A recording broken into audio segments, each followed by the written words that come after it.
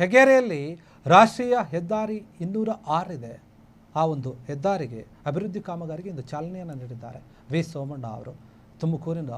ತುಮಕೂರು ಗ್ರಾಮದಲ್ಲಿ ನಾನು ಅಭಿವೃದ್ಧಿ ಮಾಡ್ತೀನಿ ಅಂತ ಈ ಹಿಂದೆ ಹೇಳಿದರು. ಅದೇ ರೀತಿಯಾಗಿ ಅವರು ತುಮಕೂರು ಗ್ರಾಮಾಂತರ ಕ್ಷೇತ್ರದ ಹೆಗ್ಗೆರೆಯಲ್ಲಿ ಅಭಿವೃದ್ಧಿ ಕಾರ್ಯಕ್ರಮಕ್ಕೆ ಚಾಲನೆ ನೀಡಿದ್ದಾರೆ.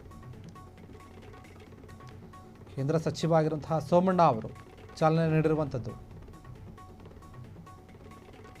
ವೈಟ್ ಟ್ಯಾಪಿಂಗ್ ಚತುಷ್ಪಥ ರಸ್ತೆ ಏನಿದೆ ಆ ಕಾಮಗಾರಿಗೆ ಭೂಮಿ ಪೂಜೆಯನ್ನು ಮಾಡಿದ್ದಾರೆ.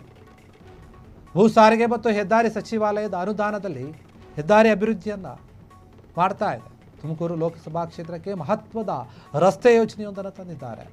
ಹೆಗ್ಗೆರೆಯಲ್ಲಿ ರಾಷ್ಟ್ರೀಯ ಹೆದ್ದಾರಿ 206 ಏನಿದೆ ಅದನ್ನು ಅಭಿವೃದ್ಧಿ ಮಾಡಬೇಕಾಗಿದೆ. ಆ ಅಭಿವೃದ್ಧಿಯ ಕೆಲಸಕ್ಕೆ ಚಾಲನೆ ನೀಡಿದ್ದಾರೆ. ಕೇಂದ್ರ ಸಚಿವ ಆಗಿರುವಂತಹ ವಿ ಸೋಮಣ್ಣ ಅವರು ಕಾರ್ಯಕ್ರಮದಲ್ಲಿ ಭಾಗಿಯಾಗಿ ಈ ಒಂದು ವಿಚಾರದ ಬಗ್ಗೆ ಮಾತನಾಡಿದರು. ಇಷ್ಟೇ ಅಲ್ಲ, ತುಮಕೂರಿಗೆ ಇನ್ನು ಅನೇಕ ಅಭಿವೃದ್ಧಿಯ ಕೆಲಸಗಳು ಮಾಡೋದು ಬಾಕಿ ಇದೆ, ಅದನ್ನು ನಾನು ಮಾಡ್ತೀನಿ. ಈ ಕ್ಷೇತ್ರದ ಜನರು ಅಥವಾ ತುಮಕೂರಿನ ಜನರು ಏನಿದ್ದಾರೆ ನನ್ನನ್ನು ರಾಜಕೀಯವಾಗಿ ಮತ್ತೊಮ್ಮೆ ಮೇಲಕ್ಕೆತ್ತಿದ್ದಾರೆ. ನಾನು ಅವರಿಗೆ ಋಣಿಯಾಗಿದ್ದೀನಿ. ಅವರ ಋಣವನ್ನು ನಾನು ತೀರಿಸಬೇಕಾಗಿದೆ. ಅದು ಯಾವ ರೀತಿಯಲ್ಲಿ? ನಿಮ್ಮ ಕ್ಷೇತ್ರಕ್ಕೆ ನಾನು ಅಭಿವೃದ್ಧಿ ಮಾಡುವ ರೂಪದಲ್ಲಿ. ಈ ರೀತಿಯಾಗಿ ನಡೆದುಕೊಳ್ತಾ ಇದ್ದಾರೆ ವಿ ಸೋಮಣ್ಣ ಕೂಡ. ಈಗ ವೈಟ್ ಟ್ಯಾಪಿಂಗ್ ಮಾಡಲಾಗ್ತಾ ಇದೆ.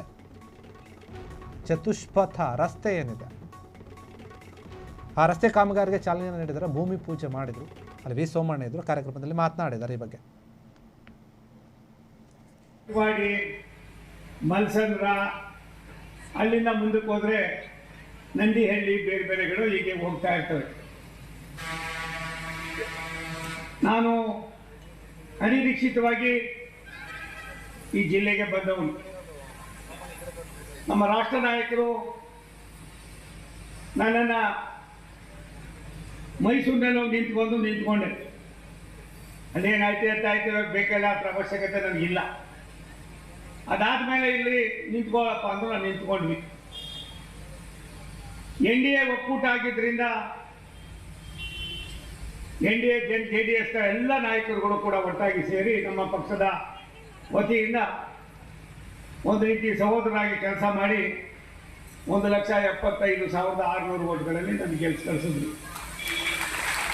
ಅದರ ಋಣವನ್ನು ತೀರಿಸ್ತಕ್ಕಂಥದ್ದು ನನ್ನ ಕರ್ತವ್ಯ ಅಂತ ತಿಳಿದು ಒಂದಿನ ನಾನು ಗುಬ್ಬಿಯಿಂದ ಬರಬೇಕಾದ್ರೆ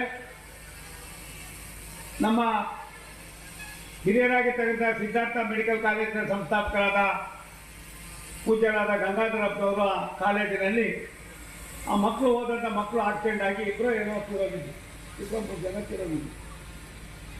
ಆವಾಗ ನಮ್ಮ ಶಿವಪ್ರಸಾದ್ ಅವರು ಮತ್ತು ನಮ್ಮ ಸ್ನೇಹಿತರುಗಳು ಜೊತೆಯಲ್ಲಿದ್ದರು.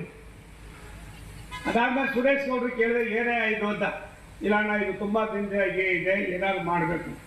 ಅವರ ಸದಾ ನಮ್ಮ ಟ್ರಾನ್ಸ್ಪೋರ್ಟ್ ಮಂತ್ರಿಗಳಾಗಿದ್ದ ನಿತಿನ್ ಗಡ್ಕರಿ ಅವ್ರ ಹತ್ರ ಹೋಗಿ 150 ಕೋಟಿ ರೂಪಾಯಿನ ನಾನು ಮಲ್ಸಂದ್ರಿಂದ ತುಮಕೂರು ಒಳಗಡೆ 20 ಕಿಲೋಮೀಟ್ರ್ ಕೇಳಿದ್ರು.